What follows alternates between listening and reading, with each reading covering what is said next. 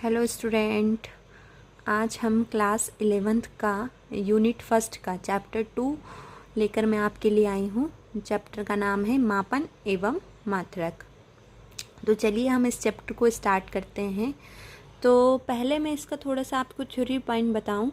अगर आपसे कोई ये क्वेश्चन करें कि हमें मापन की नीड क्यों है, मापन की हमें क्यों ज़रूरत है, तो आप जानते हैं हमें कोई भी चीज़, किसी भी चीज़ को अगर मेज़र करना है तो आपको उसकी यूनिट पता होनी चाहिए, है ना।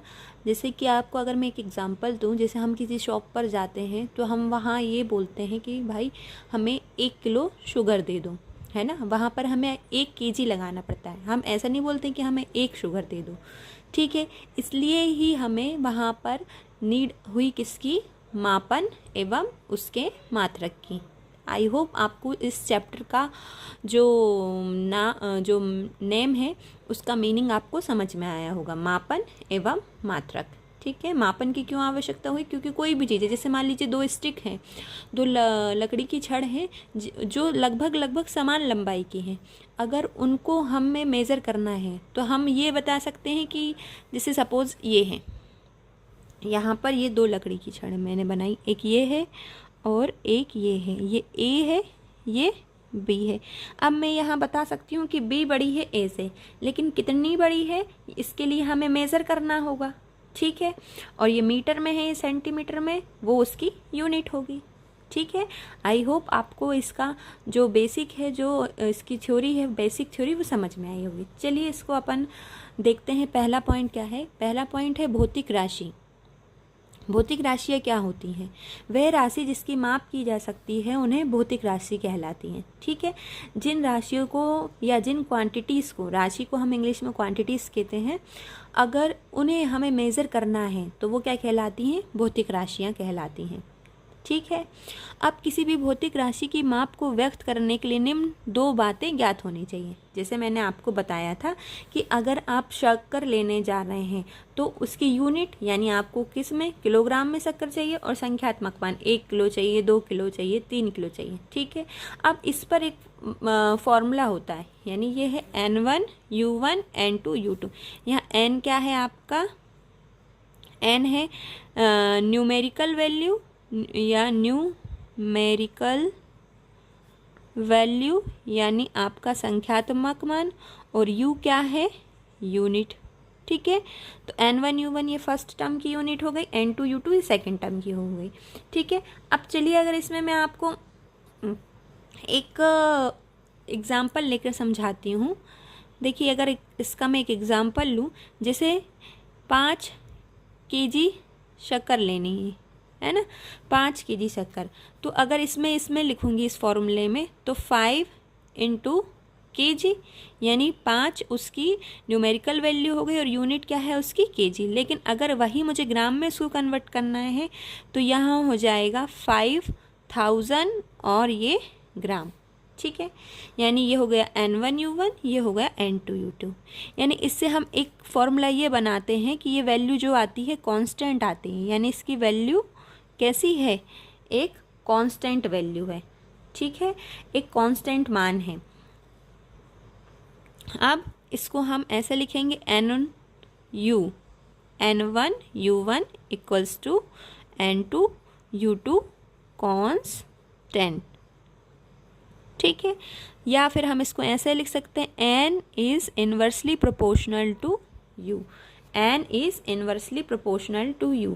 N is inversely proportional to U कैसे, देखिए जैसे आपने जितने बड़ी संख्यात्मक मान आया उसकी वैल्यू उतनी छोटी, यहाँ आप देख सकते हैं उसकी यूनिट ग्राम है और संख्यात्मक वैल्यू कितनी हो गई उसकी 5000, यानी ये एक दूसरे के इन्वर्सली प्रोपोर्शनल है।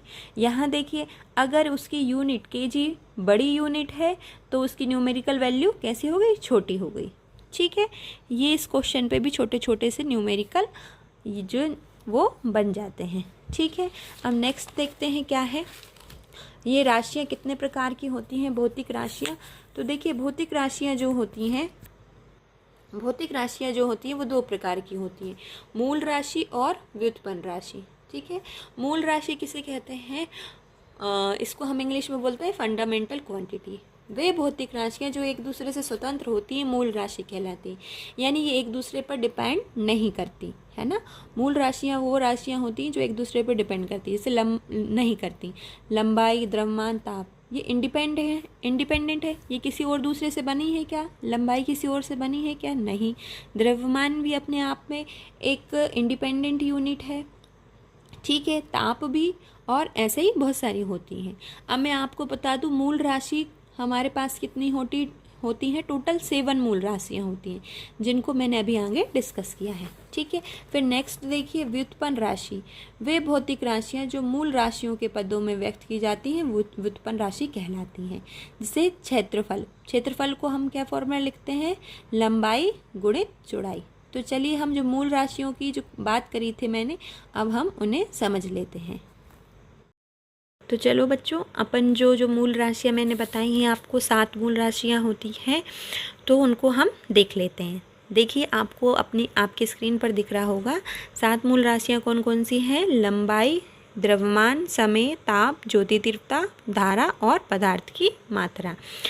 और लंबाई का मात्रक मीटर, द्रव्यमान का किलोग्राम, समय का सेकंड, ताप का केल्विन, ज्योति तीव्रता का कैंडेला, धारा का एम्पियर और पदार्थ की मात्रा का मोल।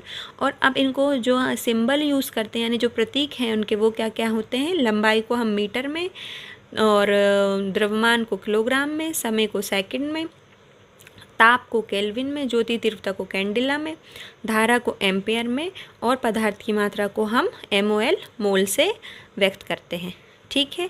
अब ये 7 तो आपकी कौन सी राशियाँ हो गई? मूल राशि। लेकिन इसके साथ 2 पूरक राशियाँ भी होती हैं, ठीक है। 2 पूरक राशि कौन कौन सी होती हैं? कोण और घन कोण। तो इनके मात्रक ये दे रखे हैं आपको, रेडियन, स्टेरेडियन, और इनके प्रतीक RD SR, ठीक है।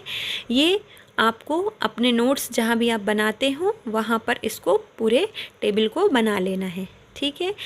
चलिए, तो आज के लिए इतना ही रखते हैं। अगर आपको मेरा वीडियो पसंद आया हो और आप बिल्कुल ऐसे देसी तरीके से बिल्कुल बेसिक टू एडवांस लेवल मेरे साथ पढ़ना चाहते हैं तो मेरे चैनल को लाइक एंड सब्सक्राइब कीजिए और चैनल को बेल आइकन को प्रेस कीजिए।